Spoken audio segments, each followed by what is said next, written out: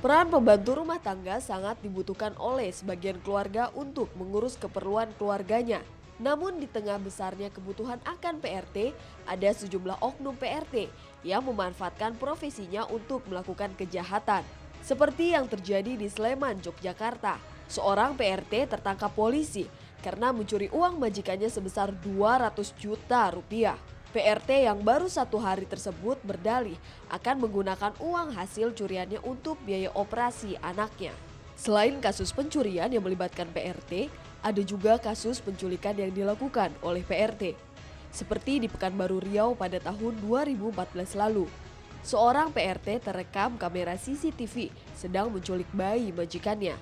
Bayi yang bernama Janet Gracia dari pasangan Indra dan Iren ini dibawa kabur oleh PRT yang baru bekerja selama 4 hari itu. PRT yang bernama Dona tersebut melarikan Janet melalui pintu belakang rumah sehingga tidak diketahui oleh nenek korban. Baik, saudara kita kembali lagi di Makna dan Peristiwa. Tadi baru saja Anda semua melihat tayangan yang dimana memang ada beberapa PRT yang melakukan tindak kriminal ya. Nah sekarang kita langsung bertanya kepada Mbak Dia. Mbak Dia, Ya. mungkin tadi seperti pertanyaan pertama Mbak Dia mungkin bisa ceritakan ya sedikit bagaimana pengalaman Mbak Dia dan mungkin bisa sharing di sini sedikit Mbak. Silakan Mbak. Iya. Saya mau share pengalaman saya. Saya tuh kerja jadi PRT sudah dari kecil. Dari kecil? Dari umur 12 tahun. 12 tahun ya. Waktu itu saya masih sekolah kelas 1 di kampung saya di Wonosobo. Tapi ada orang datang dari Jawa Timur mengiming-imingi uang. Mari kamu ikut aku aja supaya keluarga kamu nanti sejahtera gitu. Tapi anehnya waktu itu orang tua saya nggak dikabarin, bahkan nggak mau menunggu gitu. Saya waktu itu masih pakai seragam SMP. Oh langsung pergi gitu? Langsung pergi. Dan Mbak nggak curiga sama sekali? Ya enggak, karena ibunya itu ada di situ, orang kaya di kampung saya. Oke. Oh di lingkungan sekitar maksudnya? Iya di kampung saya. Jadi dia tuh anak ini tinggalnya di Jawa Timur. Oke. Setelah itu? Setelah itu apa yang terjadi di sana nggak sesuai dengan yang dijanjiin tadi. Orangnya kayaknya baik gitu-gitu ya. Ternyata sampai sana perlakuannya kasar sekali. Gitu. Oh dan maksudnya Mbak dia juga mengalami hal seperti ini iya, ya Mbak ya? Bahkan kalau misalnya nyuruh itu ya nggak pakai sopan santun lah, apa aja yang di depannya suka dilempar seperti botol minuman atau apa gitu. Dan waktu itu kan saya umur 12 tahun ya adanya cuma nangis lah. Dulu belum ada HP, suka bingung gitu kok. Kayak ada rencana buat saya harus kabur atau gimana ada gitu? tapi kan nggak tahu mana terminalnya, nggak punya uang juga. Dan selama tapi kerja digaji Mbak? Selama kerja di situ nggak dikasih berapa uang. tahun? Nggak nyampe 1 tahun sih, karena saya kondisinya sudah parah, kaki saya juga udah kena kutu air, nggak diobatin juga, kerja sampai jam 12, bangun jam 4, harus ngurus anak, nyuci, dulu kan semua serba manual, nggak seperti sekarang ya. Itu cuman yang saya sayangkan sampai 2016 ini kok masih banyak PRTA, pekerja rumah tangga anak, dan masih juga banyak kejahatan yang dilakukan oleh pemberi kerja. Oke.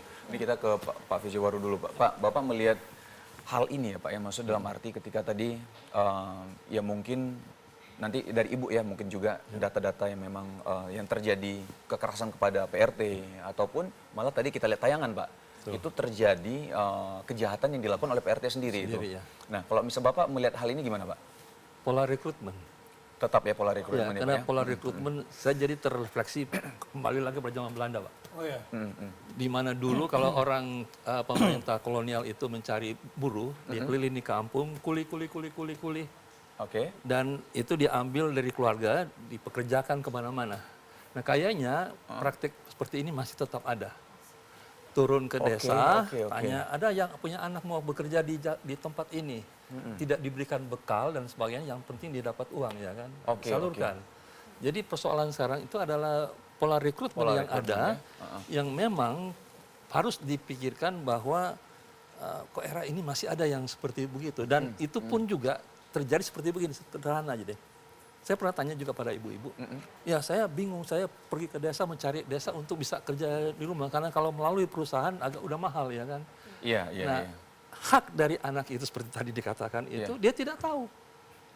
Jadi yang perlu adalah pendidikan bagi mereka itu harus mungkin lebih rajin. Dalam arti kata kalau saya mengatakan, tadi ibu mengatakan pemerintah ya, saya malah lebih mengatakan kenapa nggak galakan lagi PKK. Sehingga fungsi PKK itu kan di situ ada 10 butir yang ada. Ya PKK di tingkat kelurahan. Oke, oke. Kelurahan turun membantu dan ini. Dan banyak keluarga itu mengatakan ya kan, kalau mendapat pembantu yang pinter, anak saya jadi pinter. Alangkah baiknya kalau pembantu itu umpamanya punya pengetahuan agama, sehingga dia bisa ajarkan pada anak itu, inilah cara agama, oh ini cara. Banyak kan pembantu itu kan kalau dilihat keahlian yang nggak punya, ya kan. Oke, jadi Bapak melihat misalnya dari beberapa orang yang merekrut pembantu langsung tanpa dari perusahaan, itu melihat karena maksudnya tidak terlalu mahal. Tidak terlalu mahal Ya, kalau misalnya dari perusahaan mahal, tapi memang standarnya ada gitu Pak ya? Iya, ada dan seringkali juga memang ada sedikit nakal ya kan. Nakalnya 3 bulan ditelepon pulang kampung. Sehingga yang mempekerjakan PRT bilang begini, ini baru aja kerja udah mau pulang ya kan.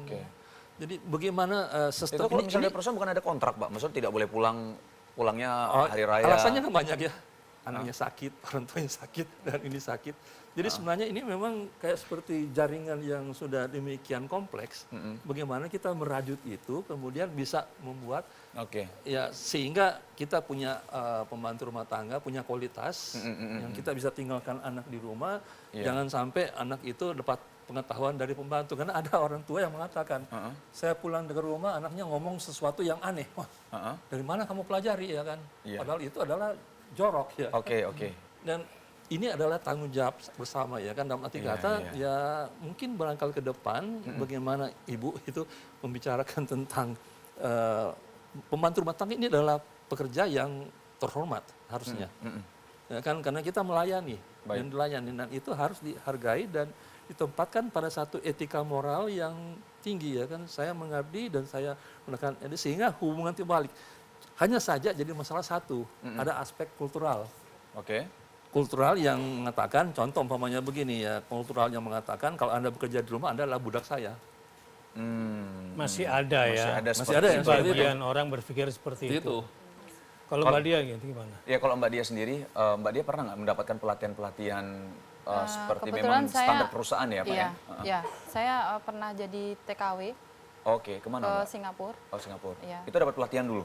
Ada di mana tuh, di rumah pelatihan ya. Iya. Cara mencuci dulu kan semuanya belum pakai mesin, bahkan di situ juga pelatihannya cara menghemat air. Oh bahkan standar sampai mencuci juga dilatih? Bukan kalau misal di kampung kan biasanya kita kan... Tidak, kalau ke gitu TKW ada prosedurnya sendiri. Oh ada prosedur. Dari menggunakan pelatihan mesin bahasa, ya? Pelatihan bahasa juga. Pelatihan bahasa ya.